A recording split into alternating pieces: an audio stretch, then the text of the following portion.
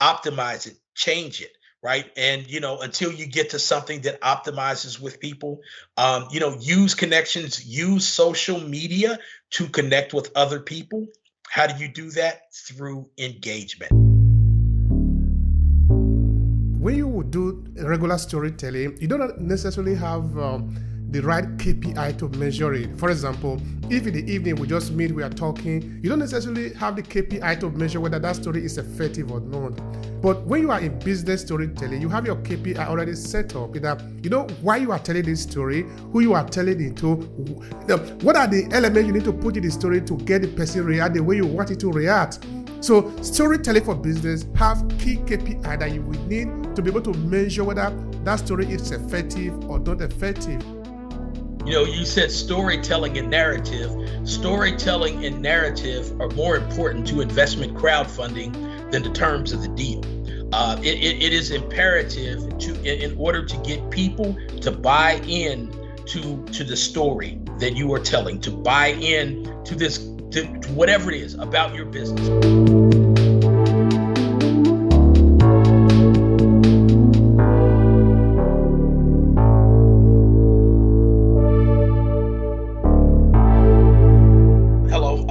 Bill Huston, and I am an investment crowdfunding strategy consultant. I live in Louisville, Kentucky. Actually was born and raised about 100 miles northeast of here in the Cincinnati area.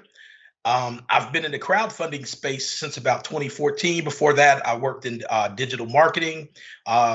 Digital crowdfunding was kind of a natural extension of the digital marketing that I've already been doing. To kind of tell a little story and background about how I got into this. My son and I had a company called H2 Communications. And what we did with H2 Communications was he was a videographer. He shot videos, and I would market them on Facebook and Twitter because those were like pretty much the only social media platforms that existed. And we did that for local businesses here in Louisville, Kentucky. He was in a program called CAP, Community Action Partnerships. That was a governmental program. And the director of CAP, her name was Rebecca Brenzel. She said there was a website called Kickstarter, and if you shot a really cool video, people would actually fund you. So we shot 7 videos on a Saturday afternoon. Rebecca put them up on Kickstarter, and we didn't raise any money at all. And the reason we didn't raise any money, and this is you can kind of tell my focus with crowdfunding now, is because we didn't build a crowd. Nobody had a crowd before we launched the campaign. And I always say that there's one fundamental rule in crowdfunding, no matter what type of crowdfunding you're doing. And that is that if you don't build an excited and engaged crowd, you won't get the funding that you're looking for. So what I work at really hard is the pre-launch phase. In investment crowdfunding, it's called testing the waters. And that's about building your own community. It's about how you make that slow conversion of social capital into financial capital. And I find that to be the key to crowdfunding. So investment crowdfunding became legal in the United States in 2016. Not much went on until about 2018. So in 2018, I had the opportunity to speak at an event in Los Angeles called the Crowd Invest Summit. And at that Crowd Invest Summit, I actually met a woman named Linda P. Smith, and she was the first Black woman to have a Reg CF platform, investment crowdfunding platform here in the United States. And I started working with her and consulting with her. And what really kind of flipped the switch for me with that was years before, we sold local food from Kentucky farmers into Louisville's West End community. In East Downtown. And as our business started to grow, we needed to access some capital to grow faster. So we were unable to access the capital. So fast forward to 2018, and there was a woman who I was working with as a consultant on the Buy the Block platform named Ina Jones, and she was from the South Side of Chicago.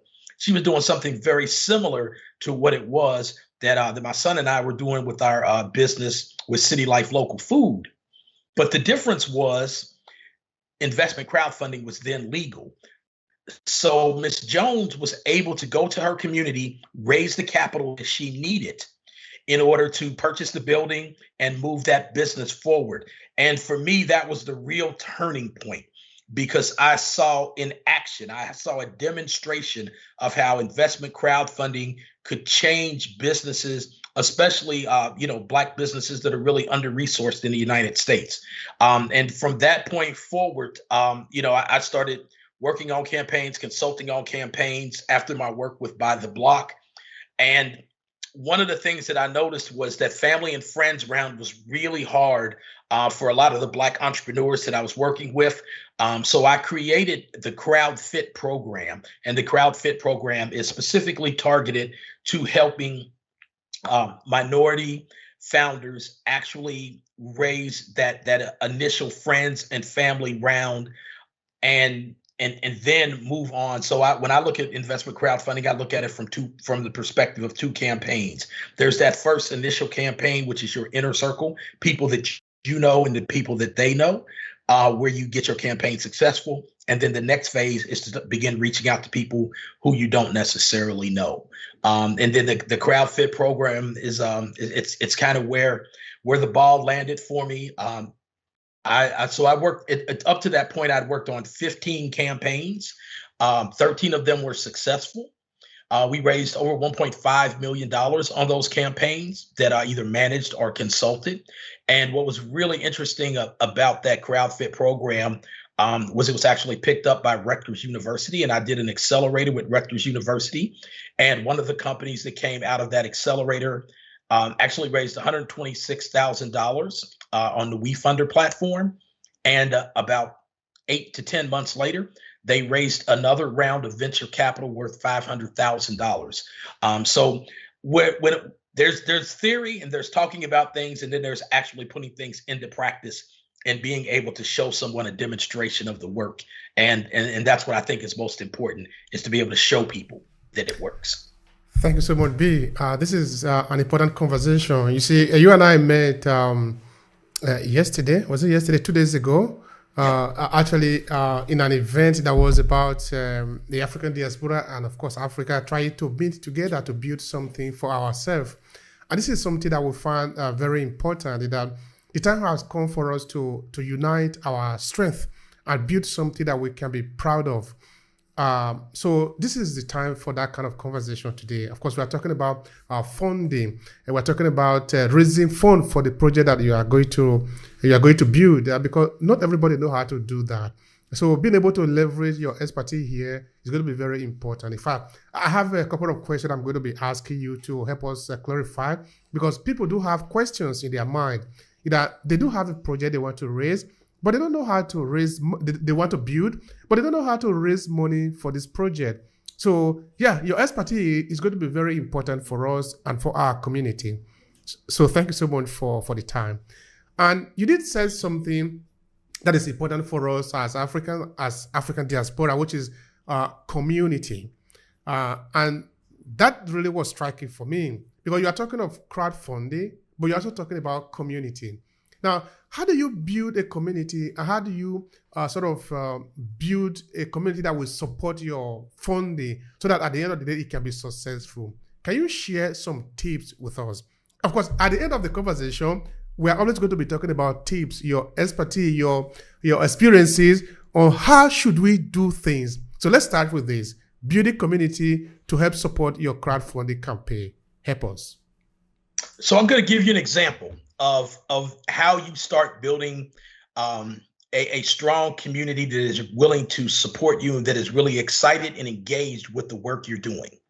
And I'm going to say that Saturday we met on a call, and since Saturday, here we are Monday, and we're talking about how we can get capital and talent and experience from the diaspora back to the continent. And crowdfunding is very much the same thing. It's about the narrative that you tell that gets people to buy in. So you have to have that buy-in from people. You have to start that process with a dialogue and not a monologue. A lot of times when I work with founders, initially what they want to do is they want to tell you how great their business is. And maybe their business is great, but if you want me to invest in your business, What's in it for me? What's the benefit for me? What problem does your business solve?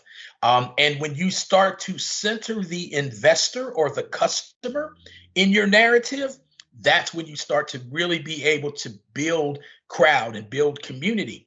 And when you think about community, when you think about having a conversation, right, and not a monologue with someone, just telling them about your business, be open to listening, be willing to have those conversations back and forth with people. If you're working through social media,